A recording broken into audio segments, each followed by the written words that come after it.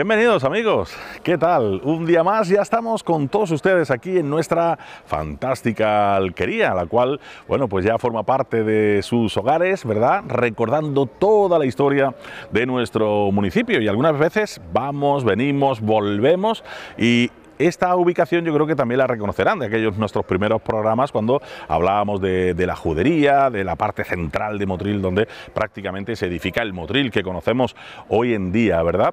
Y cómo no, parte de esa gran fisonomía del inicio del Motril, podríamos comentar, es precisamente la fisonomía que vemos detrás, ¿no? La iglesia mayor de la Encarnación, a la cual nosotros a partir de hoy le vamos a dedicar también unos programas especiales, sobre todo porque nos vamos a meter en los entresijos de la iglesia conociendo toda su historia, no desde la fachada, sino también en este caso el exterior, pero también el interior. Y como no, siempre haciéndolo con nuestro cronista oficial de Motril, con don Manuel Domínguez, que nos va a dar luz y taquígrafo, como yo siempre suelo decir, a toda la historia de nuestro municipio.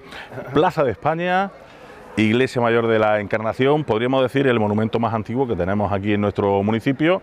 Hablamos del 1500 y quizás habría que empezar la historia del por qué se edifica esta iglesia aquí. Bueno, efectivamente, estamos en la Plaza de España y la fachada norte de la Plaza de España la ocupa la Iglesia Mayor de la Encarnación, que como bien decía es el monumento más antiguo que tenemos conservado en nuestra ciudad, porque es un edificio que se levanta a partir de 1510 y va a estar abierta al culto a partir, después de la obra, lógicamente, de construcción, a partir de 1515. Se termina la obra en 1514 y en 1515 se abre al culto. Originariamente, la primera iglesia parroquia que tiene Motril, lo hemos citado algunas veces ya, estaba en la calle Zapatero, estaba en lo que era la antigua mezquita mayor de los musulmanes motrileños, y que al principio se había transformado en iglesia cristiana, usando el mismo edificio de iglesia cristiana, bajo la advocación se llamaba Iglesia Parroquia de Santiago. Y evidentemente no debía ser muy grande, no debía ser muy en extensión, debía ser pequeñita. Hemos calculado más o menos por la extensión que debió tener pues 100 y pico metros cuadrados aproximadamente, es decir, debió ser un sitio pequeño, estaba al lado del cementerio, había una placita delante y tal, pero con el crecimiento de Motril, los motrileños pues deciden que aquella parroquia, pues además era vieja seguramente, ya a principios del siglo XVI, estamos hablando que es 1493 cuando se abre la parroquia de Santiago. Adosada prácticamente al arco de entrada, al arco de entrada de Santiago, incluso ¿no? de la puerta de Castil de Ferro, incluso el arminar de la mezquita de la mezquita mayor, lo que era la torre de Santiago, se usó también como torre de la iglesia y estuvo ahí pues seguramente hasta el siglo XVII, que debió derribarse. La torrecilla. Justo enfrente de los jardinillos, ¿no? Justo enfrente de los jardinillos. Y estaba adosada también al ayuntamiento antiguo, porque también los cristianos cuando llegan a Motril también utilizan como ayuntamiento el propio ayuntamiento musulmán, es decir, utilizan la cárcel que estaba también al lado, es decir, allí tenían pues más o menos el centro administrativo, religioso y político del Motril musulmán, estaba en la calle Zapatero, estaba todo allí en la calle Zapatero. El caso es que en la mente de los motrileños debió estar, como pasaba en casi todos los pueblos, el momento que crecía, la construcción de algo más importante, seguramente porque aquello estaba viejo, en su mente también estaba la construcción de un nuevo ayuntamiento y por supuesto de un nuevo edificio religioso, porque las iglesias no solo tienen una parte religiosa, sino también tienen una parte de prestigio, es decir, evidentemente una población, una parte de la ciudad que crezca necesita también un edificio religioso que diera cabida pues a todos los fieles motrileños. Ya la mezquita pequeña aquella que existía en la calle Zapatero no debió ser lo más adecuado, ni en extensión, ni seguramente pues estaba el edificio en malas condiciones, y decidieron construir esta iglesia. ¿Era muy difícil el cambiar la fisonomía interna de una mezquita a...? No era muy difícil. Lo único que hacían es bendecirla para que pasara del culto musulmán al culto cristiano, cambiar algunas cosas, por ejemplo, la quibla, el muro de la quibla, que seguramente estarían mirando a la parte este de la mezquita, la fachada hacia la zona de la plaza de los Jardinillos, pues seguramente sería igual, es decir, que tampoco tendrían... Igual esa iglesia es importante históricamente porque desde el punto de vista de las creencias motrileñas es donde por primera vez cuando vi la Virgen de la Cabeza es la iglesia que se pone la Virgen de la Cabeza antes de construirse la ermita del Cerro. La iglesia de Santiago fue el primer sitio donde se puso a principios del siglo XVI la imagen de la Virgen de la Cabeza. Después se le construyó la ermita en el Cerro, pero donde estuvo la imagen de la Virgen de la Cabeza por primera vez fue en aquella iglesia de Santiago. En aquella época era cuando desaparecía. Claro, en esa época es cuando desapareció 2 veces la Virgen desde el Cerro y aparecía en el Cerro, ¿no? Y entonces decidieron construirse la mezquita. Ajá. Y seguramente construyen la iglesia mayor en lo que era la plaza principal de Motril, esta, que en aquella época debía ser más pequeña, ¿no? No tan grande como es hoy. Seguramente la parte de poniente de la plaza habría otra fila de casas que hoy no existe y que fue derribada a finales del siglo XVI para darle más amplitud a la plaza, y sería bastante más pequeña, pero esta plaza seguramente sería el zoco, ¿no? La zona de donde se ponía el mercado, donde estaban las tiendas. Incluso en la parte hoy donde está el Calderón había un mesón que era de la reina Aiza Alorra, la madre de Boabdil. Ese mesón estuvo en la zona que ocupa hoy más o menos el Calderón, se llamaba Mesón Viejo o de alguna manera pues actuaba un poco el centro económico de mercado y tal, debió estar en esta plaza. Y seguramente aquí también el conde de Bornos compró, Francisco Ramírez de Madrid, no era conde de Bornos todavía, el conde de Bornos compró bastantes casas en esta zona y esta zona se convierte en la zona principal. Claro. Además porque los cristianos prohíben que no se pueda vender nada en Motril que no sea en esta plaza. Ajá.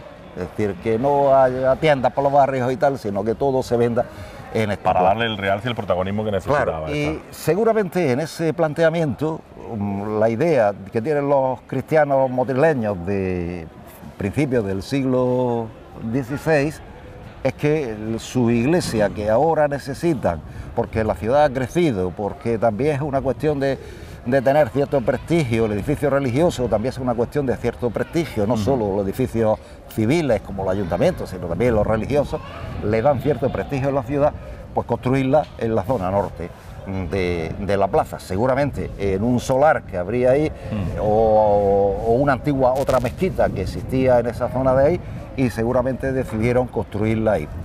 Es que además tenemos que recordar que estamos en la judería, con lo cual toda esta zona pues tenía un gran prestigio también a nivel de comercio, de movimiento de personas, incluso Puerta Granada, ¿no? O sea, claro, que era la calle principal de Motril. Estamos hablando de un sitio muy estratégico, ¿no? Era la calle principal de Motril, la calle principal de Motril era Puerta Granada. El camino que venía de Granada y que venía de Málaga se entraba a Motril por la Puerta Granada, el que venía de Almería por la puerta de Cartí de Ferro, los Jardinillos, claro. Pero la Puerta Granada la entrada a Motril. Entonces esta es una zona fundamental y en la historia de la ciudad, y lógicamente parece de lógica que aquí, en este sitio, pues los cristianos de aquellos años iniciales del siglo XVI decidieran construir su edificio religioso en esta plaza. Seguramente no pudieron construirlo en este lado porque había casas, o en el otro lado porque tampoco habría casas, porque en la parte del Calderón, donde está el Calderón hoy, también habría casas. Porque yo quiero recordar que también hubo alguna mezquita cerca, ¿no? Sí, dentro de esta judería, la mezquita de la zona de Casado, ¿no? Sí, en la plaza de Casado, por ahí debió estar la mezquita del Arrabal.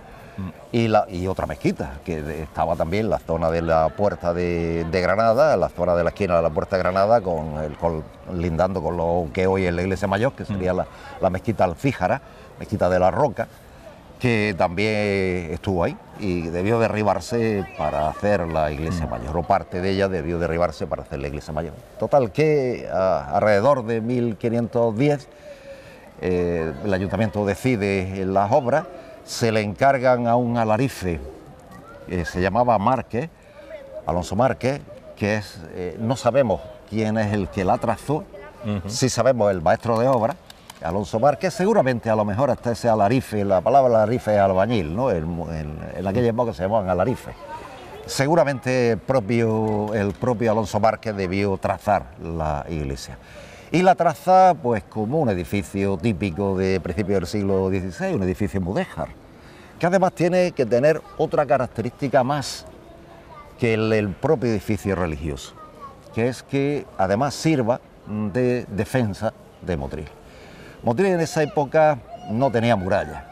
Las murallas musulmanas habían sido derribadas junto con la alcazaba del cerro, de ahí viene la torre del castillo del escudo de Motril, habían sido derribadas por orden de los reyes católicos en 1499. Solo se había conservado, pues pienso que la puerta de Granada y la puerta del castillo de Ferro. El resto de las murallas se habían derribado. Lo que había sido la muralla musulmana se había derribado y Motril es un pueblo abierto. Es decir, un pueblo que no tenía defensa a partir de 1499 por miedo a que los moriscos o los mudéjares motrileños se levanten en contra de la corona y tal. Fernando el Católico decide derribar las murallas y la alcazaba de Motril. Y entonces, pues evidentemente, cuando levanta la iglesia mayor tiene que tener esa segunda función. Una primera función, el tema religioso, que es lo fundamental, y una segunda función, el tema fortaleza, es decir, que sirviera de refugio espiritual, pero también de refugio militar, sí, en caso de ataque, pues en aquella época eran muy normales las racias de los berberiscos y los turcos y los berberiscos de África del Norte, y entonces Motril tenía que estar defendido de alguna manera. Incluso cuando se establece esta plaza, yo pienso también que la plaza también tiene que requerir unas condiciones especiales, por eso las entradas son estrechas. Todas las calles que conllevan a la plaza de España son estrechas, con la idea de que, como era el último refugio, pues con la iglesia mayor, el último refugio, pues que la plaza sirviera también de un elemento previo antes de que los enemigos posibles llegaran. Por eso las entradas son tan estrechas. ¿no? Los cuatro entradas son muy estrechas, están hechas a conciencia, sí, no es que es verdad que pues, con el paso del tiempo se han ampliado y yo incluso pienso que eran más estrechas de lo que son hoy, y con el paso del tiempo se debieron ampliar. Y entonces, en el momento en que empiezan las obras, que lo primero que empiezan es con la edificación era, en aquella época era muy simple, se abrían unas zanjas, que se abren en 1510, las primeras zanjas para los cimientos de la iglesia, allí se le echa la mezcla con cal y arena y las piedras y tal, para la cimentación, y se deja fraguar durante un tiempo, un año aproximadamente, para después empezar los tabiques, es decir, empezar los muros de la iglesia, pero primero lo que se hace es la cimentación. La hemos podido ver, es decir, en algunas obras que se han hecho en la iglesia hemos podido ver esa cimentación antigua, y es un muro de piedra irregular, de cantería, de piedra irregular, de prácticamente 1,5 metros casi de cimentación de la iglesia. Está bien hecha la cimentación porque la iglesia ha resistido los terremotos que en Motril han sido frecuentes a lo largo de la historia de Motril. Claro. Nos acordamos de los terremotos de 1804, 1884, pero antes también hemos tenido bastantes terremotos. Sí. El caso es que debió estar bien hecha la cimentación porque ha aguantado perfectamente los movimientos sísmicos. Efectivamente ha sufrido algunos daños, pero ahí está, no se ha caído en los terremotos, y hubo terremotos importantes. El caso es que deciden construirla en esta zona, levantan los cimientos, empiezan las obras y se termina definitivamente. Se conservan las cuentas, curiosamente, de toda la historia de la construcción de la iglesia mayor. Se conservan lo que valían los ladrillos, lo que valían las piedras, lo que valía la mezcla, es decir, se conservan todas esas cuentas, las cuentas que hizo seguramente Alonso Márquez, y se termina la obra en 1514 y se inaugura como iglesia religiosa, es decir, abierta al culto, en 1515. prácticamente lo que hoy nosotros estamos viendo de la fachada de la Plaza de España es la fachada que debió tener originariamente, exceptuando la nave de crucero, que no existía en esa época, pero la fachada debió ser prácticamente la misma. Sí. Es decir, que es verdad que debió estar algo más decorada que lo que tenemos nosotros hoy, lo que vemos nosotros hoy, pero evidentemente tiene ese aspecto de templo religioso, pero también, y cuando la vamos por dentro veréis que cómo pensaron ellos que tenía que ser una fortaleza, ¿no? Que tenía que ser también un elemento de casa fuerte, ¿no? La verdad es que visualmente vemos que efectivamente pertenece más a la imagen de eso, de una fortaleza, ¿no? Son las iglesias fortalezas que se levantan en España algunas, incluso alguna catedral, la de Almería, por ejemplo, la de Málaga, son catedrales fortaleza, ¿no? Para proteger a la población en caso de ataque. Esta es muy interesante porque es una iglesia mudéjar. Sí, la estructura es de alarifes mudéjares, de principios del siglo XVI, y tiene toda la estructura, excepto algunas cosas que luego veremos, tiene toda la estructura arquitectónica de lo que es un edificio mudéjar. Respeta, es decir, esa característica de edificio mudéjar construido por alarifes de tradición musulmana, y tal, lo tiene clavadito. Es decir, que muchas veces... Incluso yo creo recordar que ya lo hablábamos también en el programa aquel que hicimos precisamente cuando nos tocaba hablar de la judería de toda esta zona, que lógicamente mencionamos muchos datos, en esos elementos que tiene visualmente la fachada, hay elementos disuasorios, en este caso para el tema de los ataques, como son precisamente los desagües que imitan unos cañones, lo vemos allí arriba, es verdad. Y es un edificio que respeta en ese aspecto clarísimamente el arte mudéjar. Muchas veces los motrileños que tenemos poca conciencia, digo yo, de nuestra propia historia, muchas veces nos vamos a ver arte mudéjar a otro lado, pero aquí tenemos arte mudéjar auténtico, ¿no? Y lo tenemos en la Plaza de España. Y tenemos un edificio mudéjar de una gran calidad arquitectónicas y de una época antiquísima. Estamos hablando que se pone a niveles de la propia iglesia del Salvador de Granada, o sea, que es de la misma época, es decir, que estamos hablando de un edificio con mucha historia, con mucha buena arquitectura desde el punto de vista de los alarifes y de las construcciones que se hacían en esa época y de dimensiones importantes. Es verdad que esto, cuando se construye esta iglesia, nos podemos imaginar el orgullo de los motrileños con su iglesia de aquella época, Es decir, no era lo mismo la parroquia de Santiago, que debía ser una pequeña mezquita, a este edificio de proporciones ya importantes, que para los motrileños debió, el día de la inauguración, debió ser todo un orgullo a los motrileños, debió haber una gran misa mayor para cuando se abre esta iglesia. Lo más parecido a una catedral, a una catedral, lo podríamos tener aquí, claro. Y la verdad es que debió ser importante. Ellos tenían ese planteamiento del prestigio, ¿no? El prestigio estaba en los edificios, pero también en las construcciones religiosas. Pues si te parece, don Manuel, después de esta pequeña presentación y casi justificación del porqué de la Iglesia Mayor aquí, en este epicentro del tejido social, económico, político de nuestro municipio, que ya en sí era la Plaza de España, nos vamos a ir acercando y vamos a ir conociendo un poco la fisonomía externa y también, por supuesto, ya a partir de estos programas, meternos dentro, ya no solo en la Iglesia Mayor, sino también en otras de las iglesias y monumentos de nuestro municipio. Acompáñennos porque comenzamos con nuestra fantástica Iglesia Mayor, la Iglesia de la Encarnación.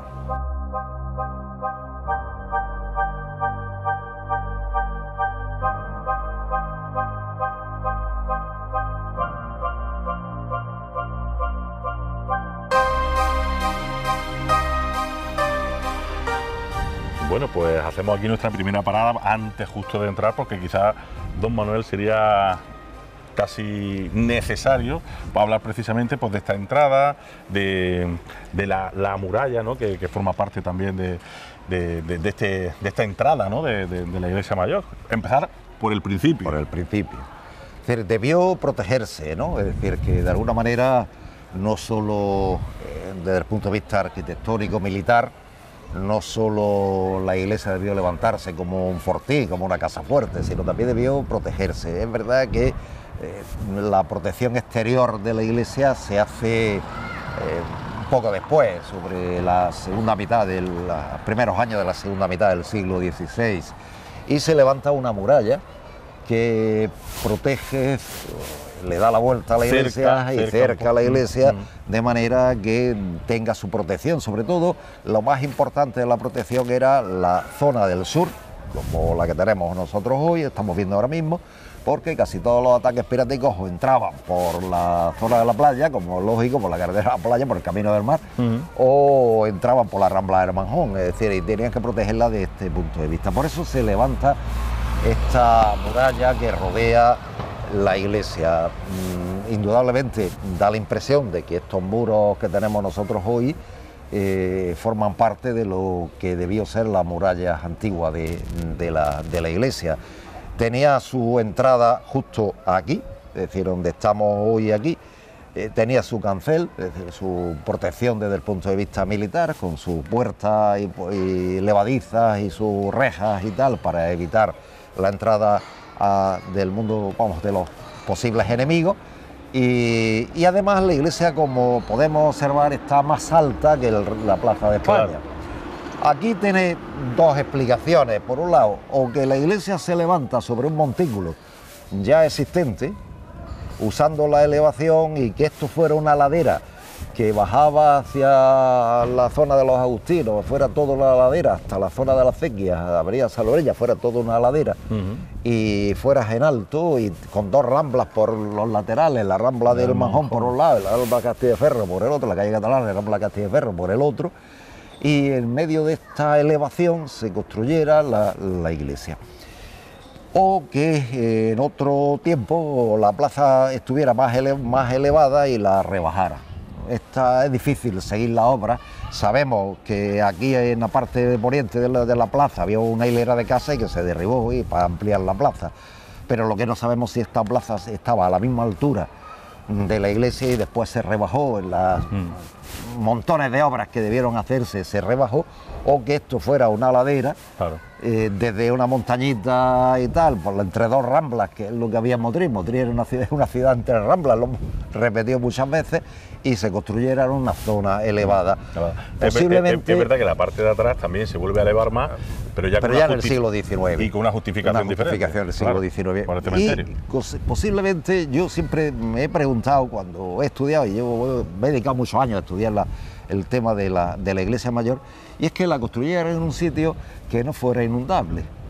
Ajá. Y por eso es tan alto. Ajá, puede ser. Pues pudiera ser. Y más estando entre ramblas. Más estando entre ramblas, es decir, curiosamente pudiera ser. Pudiera ser, sí. Pudiera ser que la construyeran en un sitio. De todas maneras, en la ordenanza de 1520 de Motril hay una pucha, hay un balate de agua, que el nombre musulmán se llama Ubra Shasa, que pasaba por la iglesia mayor. Es decir, que también debía tener un sistema de regadío o algo por el estilo de la iglesia. Es posible que esa fuera la explicación, que se hiciera sobre una zona más alta, preveyendo las inundaciones, preveyendo que en caso de que salieran la rambla, la del Manjón por un lado y la de Catalana o Castilleferro por el otro, pues la iglesia no se inundara. Y además, el que no se inundara significaba también pues que ningún enemigo pudiera atacarle desde ese punto de vista, inundando la iglesia en caso de lluvias o cosas así. Ese es el planteamiento. Aquí sería el atrio, esta parte que hoy es el atrio también. Originariamente la primera iglesia que se construye, esto es también el atrio, aunque no siempre fue así, porque a la iglesia actual le falta una nave que se hace en el siglo XVIII y que va desde una esquina a la otra y que hoy no está. Ajá. Y que nos falta una nave, es decir, si los motrileños, delante de esta, los motrileños del siglo XVI verían esta fachada, y los motrileños desde el siglo XVIII hasta 1937, cuando el polvorín, verían otra fachada distinta, con un gran arco de medio punto entre pilastras, totalmente distinto a lo que estamos viendo hoy. Esta es la fachada original de la iglesia. Esa nave vuelve a desaparecer otra vez para dejarla. Para dejarlo. Esta es la fachada que verían los motrileños cuando se inaugura esta iglesia en 1515. Esta es la iglesia. Además, la iglesia no es tan grande, la iglesia original no es tan grande como la que vemos hoy. Va desde la Torre de la Vela hasta la puerta esta del crucero, hasta la esquina del crucero. Esto sería la primera iglesia, este trozo, la nave principal y la nave de crucero esta. Incluso se ve la esquina. Se ve la marca. La esquina perfectamente. La anchura de la nave. La nave de crucero un poco más ancha, la planta de típica cruz latina. La cruz latina. La cruz latina que se utiliza en esta época, y la fachada es un paramento de ladrillo con mampostería, con cajones de mampostería que aquí están pintados y están enfoscados y no se ven, pero sería un paramento de ladrillo, que era lo típico de las construcciones mudéjares de aquella época. Se usaba material pobre, no se usa cantería. Las piedras, como la Catedral de Granada, por ejemplo, no se utiliza material pobre. ¿Cuál es el material pobre que se utiliza en aquella época? El ladrillo y la piedra irregular, la mampostería, la piedra irregular. Para darle fuerza al ladrillo, utilizan estos cajones de mampostería, que son estos rectángulos que aparecen ahí. Esos rectángulos no son de ladrillo, son de piedra. Son de piedra irregular. Se ve aquí en esta nave, claro, se ve un poco más, en el crucero se ve que es lo que le da mucha más fuerza al muro. En aquella época no conocían muchas cosas de la estructura arquitectónica.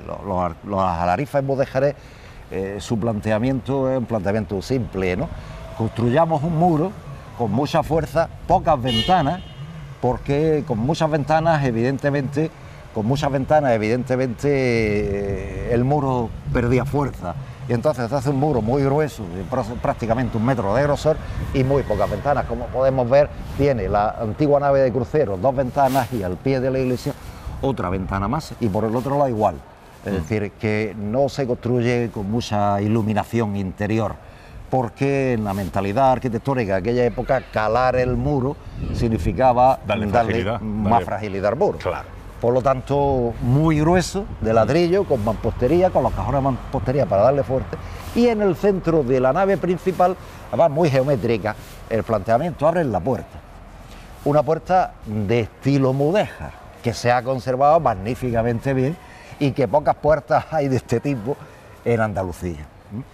Yo diría Andalucía y en España hay pocas puertas de este tipo. La puerta es un arco apuntado entre pilastras, es muy austero, ningún tipo de decoración, un arco doble que le da un poco de profundidad a la iglesia. Y la parte de arriba, que hoy no está, pero esos 2 rectángulos que tiene la parte de arriba, como hacían con mucha frecuencia, eran decorarlos con azulejos, que hoy tampoco están. Estarían originariamente, yo supongo que estarían decorados con azulejos, y que permitiría pues tener una visión algo más decorativa, claro, de una iglesia que es muy austera desde el punto de vista arquitectónico. Es decir, es ladrillo, mampostería y poco más. Y una puerta muy característica, muy geométrica, con arco apuntado, muy típicamente mudéjar, y evidentemente una puerta que se ha conservado muy bien, todo una estructura, se ve claramente cómo se utiliza en la puerta, nada más que el ladrillo. Las arquivoltas del arco son el ladrillo, absolutamente, y un arco apuntado. Tenemos 2, se abre esta iglesia con 2 puertas, una hacia el sur y otra hacia poniente, que es la parte de lo que hoy nosotros mal llamamos Plaza de Armas. Exactamente.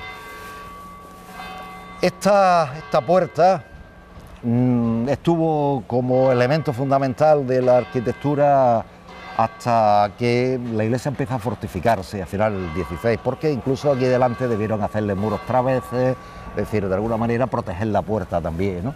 Y en los planos que se conservan del siglo XVII se ve como aquí todavía hay unos muros traveses, y esta puerta incluso estaba un poco, digamos, cerrada para impedir la entrada de los enemigos. Pero esto es la nave, esta es la iglesia original, desde la esquina de la Torre de la Vela hasta la esquina de la Puerta del Crucero.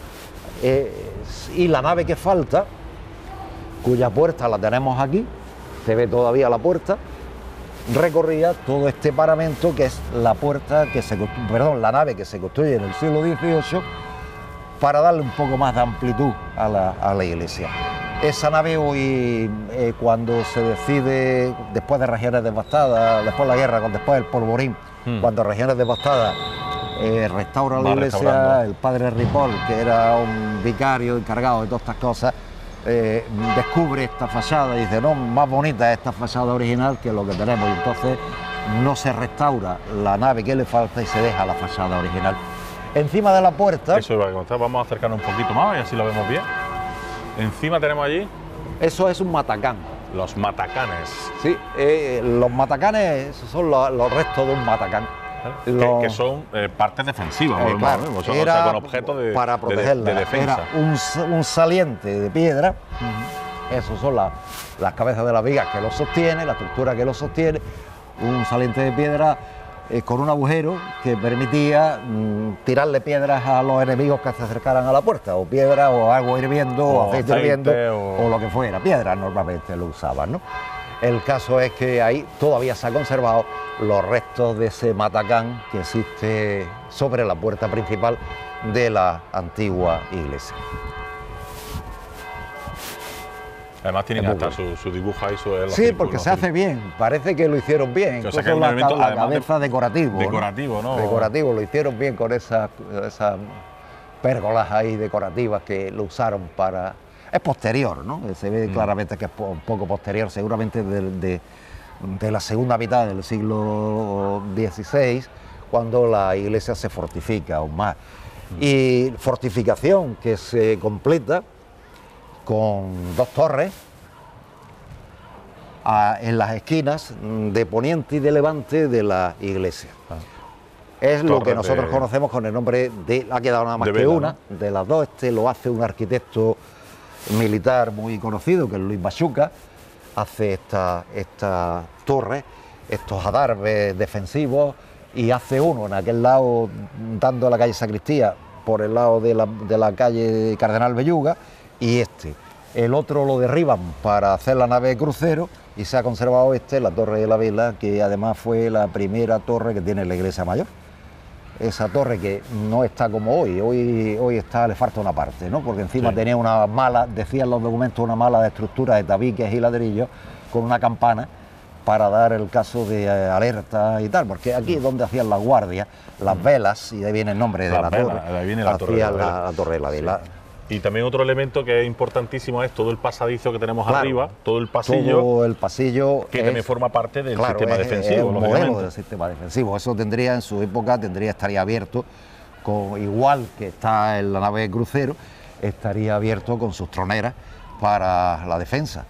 Es un modelo de defender la fachada de la iglesia. Este modelo lo recorre toda la fachada, es decir, por la zona norte y la zona sur, y también la zona de levante. Y la Torre de la Vela, que se ha conservado y la podemos ver aquí clarísimamente, esa torre que tendría sus troneras, estaría exenta, es decir, no tendría edificios adosados como está ahora, estaría exenta, y es un edificio fuerte, un edificio con la idea de que sea también un edificio importante desde el punto de vista defensivo. Se decían torres a través, ¿no? Sería o defensas a través, porque estaban a través, ¿no? Una en una esquina y la otra en diagonal, ¿no? Es lo que ellos usaban en ese modelo de construcción defensiva. Digo que es una obra de Luis Machuca, que es el hermano de Pedro Machuca el que hace el Palacio de Carlos V en Granada, y que también estuvo aquí haciendo alguna cosa en la iglesia mayor, y Luis Machuca era arquitecto militar, y ese arquitecto militar, Luis Machuca, es el que hace la fortificación de la iglesia. ¿De torre a otras torres había cierta comunicación o se podía comunicar de alguna manera? Claro, nos podemos imaginar que esta Torre de la Vela, en un motril, no con tanta elevación ni con tanto edificio construido, ni con tanta... Esta torre seguramente se vería la Torre del Varadero y se vería la Torre de Trasfarramal. Seguramente desde la Torre de la Vela, y si podemos subir, la vemos podemos subir, verla desde arriba, tiene una visión sobre Motril. Claro, es una época donde no hay tanta casa, ni las edificaciones son tan altas, la normal es que tuvieran una o dos plantas como mucho, ¿no? Y seguramente los fuegos de la Torre del Varadero o la Torre de Trasfarramal anunciarían a los guardias de aquí en caso de ataque. Es decir, normalmente son torres atalayas. Esta también es una torre que sirve para velar, hacían las guardias de noche. Incluso, como los sacerdotes no querían que entraran por la iglesia, los soldados, para subir a la torre, habían hecho una escalera exterior que hoy no se conserva, ¿no? Para subir a la torre. La Torre de la Vela, yo no sé si avanzarlo, cuando la veamos está llena de huesos, y ya contaremos la historia de los osarios. Bueno, Pues es que hay muchas cosas que contar y muchas veces hasta nos cuesta ordenarnos a nosotros mismos, porque aunque haya que darle la vuelta a toda la iglesia para ver toda la fisonomía exterior, yo creo que más o menos se van haciendo una idea, ¿no?, de esta fortaleza defensiva que tenía esa doble función. Nos vamos a acercar a la puerta, esa puerta tan fantástica que le hemos contado hace tan solo unos instantes, porque ya vemos incluso aquí pues una forma de entrada, vemos unas fechas que no corresponden a las que estamos diciendo, porque luego ha tenido remodelaciones posteriores. Y casi que nos vamos a quedar aquí, puesto que, bueno, pues que nuestro tiempo se acaba en el día de hoy, y en el próximo programa pues ya nos vamos a meter en el interior, ¿no? Estamos viendo, vamos a acercarnos aquí a la puerta. Estos escalones, que no son los originales, ¿no? Estos escalones, además, la fecha la tiene grabada. De 1890. El cura Bermejo, párroco de aquí, fue el que puso la solería anterior a esta, de mármol blanco y negro anterior a esta, a la que tenemos hoy, y estos escalones de entrada. Sí, estos de color gris, este no, este es moderno, ¿no? Es decir, posterior. Bueno, lo vamos a dejar aquí y ya en el próximo programa comenzamos precisamente en la puerta y conocemos ya su interior. Como decimos, estos son los programas que a partir de ahora vamos a intentar entrar en todos estos monumentos de nuestra localidad y de camino pues conocer con todo lujo de detalle pues la historia de nuestro municipio desde dentro. Así que la semana que viene más aquí en la Iglesia Mayor. Hasta la semana que viene. Adiós.